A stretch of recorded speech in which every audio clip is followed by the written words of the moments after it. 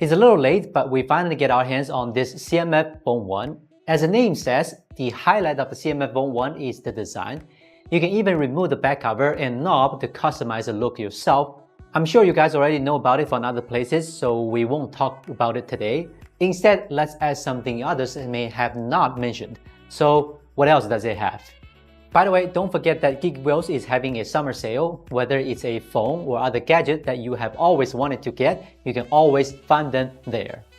Being a budget phone, the Phone 1 does come with some trade-offs on features. As you probably already know, the lack of NFC and IR emitter is probably one of its few regrets.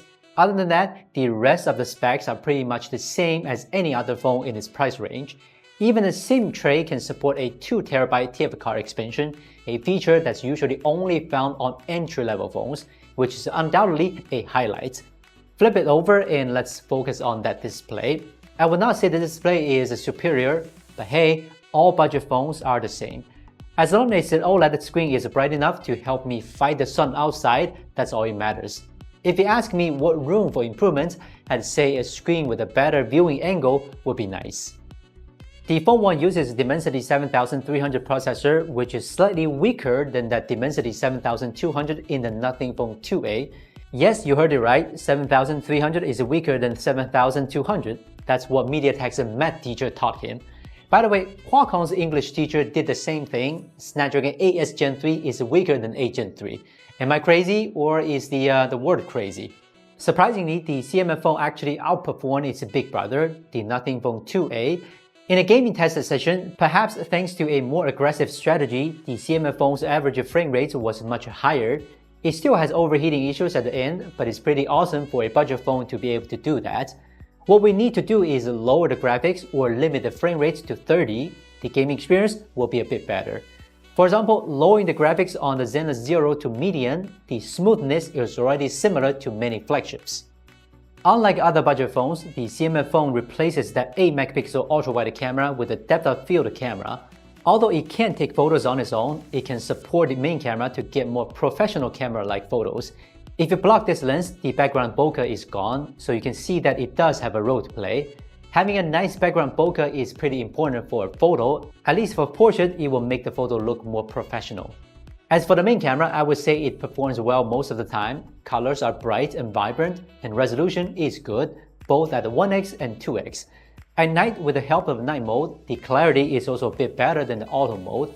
Only if you take photos on a cloudy day, the night mode can easily be turned on automatically. That's when the photos will be overexposed. You need to manually turn off the night mode to make the exposure accurate enough, not a big deal. Video recording tops out at 4K 30 with electronic image stabilization. Can't really pick any fault other than a bit more noise in the dark areas. I think this phone's main camera performance is good enough for most people. After all, it's not that expensive.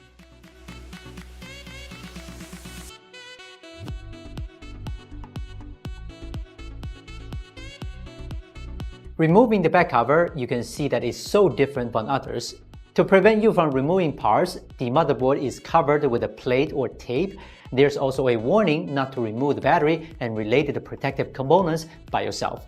Once you remove the sticker or unscrew the bolt, you will lose the warranty. But to put it in another way, you can repair or upgrade this phone yourself once it's out of warranty.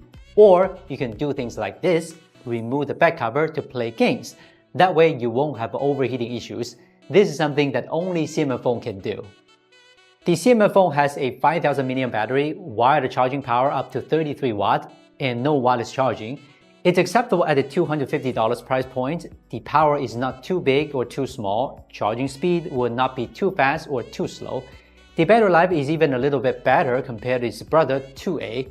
There's not much to say about the wired charging. It can be charged to 51% in half an hour and over an hour to have it fully charged. Roughly, the maximum input power during charging can be 27 watt. 5 watt of reverse wired charging is also useful for charging a lot of gadgets. Once upon a time, in the phone market, there were a lot of phones with a modular design, but without any exception, they didn't live long or even never launched. Although the CMF Phone 1's swappable accessories are not as radical as those modular phones, I still hope that it will be a big seller.